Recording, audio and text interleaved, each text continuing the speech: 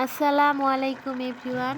আশা করি সকলে অনেক ভালো আছো। আলহামদুলিল্লাহ আমিও ভালো আছি। চলে আসলাম সকাল সকাল রান্নাঘরে। চুলায় ভাত বসিয়েছিলাম, ভাত প্রায় হয়ে গেছে। আর আমাদের গ্রামের মানুষের ভাতটাই হচ্ছে প্রধান খাদ্য।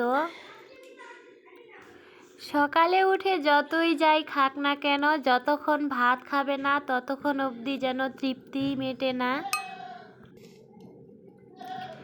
এদিকে ভাত রান্না হয়ে গেছে। এখন আমি বেগুন ভেজে নিব। তার জন্য বেসনে কিছুটা মরিচ গুঁড়া, লবণ আর অল্প পানি দিয়ে সুন্দরভাবে বেসনটা গুলিয়ে নিলাম। এখন যে বেগুনটার চপ বানাবো সেটা কালো লম্বা বেগুন, তাই এটা লম্বা লম্বা করে আমি কেটে নিয়েছি। এদিকে চুলাটা ধরিয়ে কড়াই বসিয়ে তাতে তেল গরম করার জন্য দিয়ে দিলাম। আর বেগুনগুলো সুন্দরভাবে বেসনে ডুবিয়ে তেলে দিয়ে দিচ্ছি। আমার বাড়িতে কালো বেগুন নিয়ে আসলে আমি এভাবেই লম্বা করে ফালি করে চপ বানিয়ে নেই। খেতে কিন্তু অনেকটাই ভালো লাগে।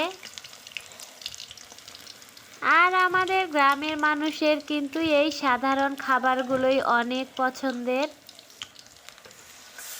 শীতের সময় এসব সবজি কিন্তু অনেকটাই খেতে ভালো লাগে অন্যান্য সময়ের চেয়ে। এটা হচ্ছে আমার সকালের রান্নাবান্না।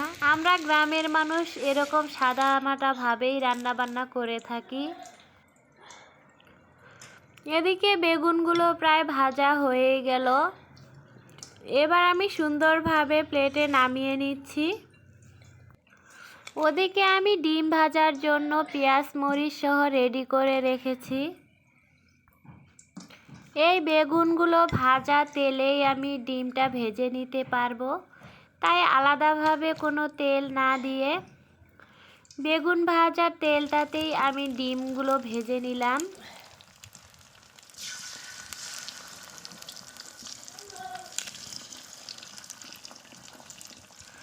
আমরা গ্রামের মানুষ সকাল সকাল এই হালকা পাতলা ভাজি ভর্তা দিয়েই আমাদের চলে যায়।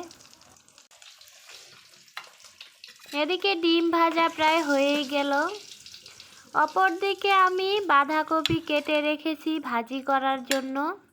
আগে থেকেই বাঁধাকপি কেটে ধুয়ে পানি ঝরানোর জন্য ঝুড়িতে রেখে দিয়েছিলাম। পেঁয়াজ মরিচও আমি কেটে রেখেছি, কড়াইয়ে দিয়ে দিলাম।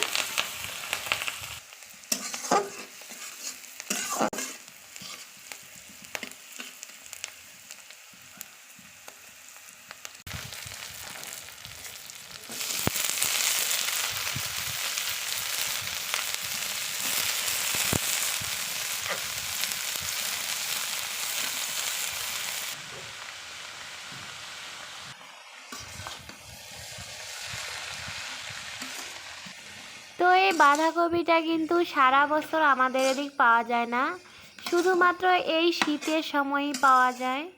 তাই আমরা প্রায়ই এই শীতের দিনে বাঁধাকপির ভাজি খেয়ে থাকি।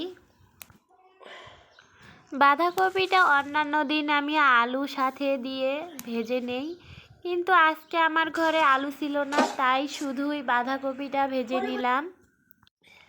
আলু আমার ঘরেই ছিল না, কিন্তু খেতে আমাদের জমিতে কিন্তু আলু আছে। তবে সকাল সকাল আমার যাওয়ার ইচ্ছে করলো না, তাই শুধু বাঁধাকপিটাই ভেজে নিলাম। এদিকে আবার আমি একটা ভর্তা বানিয়ে নিয়েছি, আমাদের শীতের দিনে খুবই স্পেশাল একটা ভর্তা। এই ভর্তাটা হলে সাথে কোনো কিছু না থাকলেও এক প্লেট ভাত চেটেপুটে আমরা খেয়ে উঠি গ্রামের মানুষ। খুবই পছন্দের একটি ভর্তা আমাদের এটা। এই ভর্তাটা আমি বানিয়েছি ধনিয়া পাতা, বাদাম আর ছুরি মাছের শুটকি একসাথে সব কিছু ভেজে শিলে বেটে আমি এই ভর্তাটা বানিয়ে নিয়েছি। এটা খেতে কিন্তু অসাধারণ।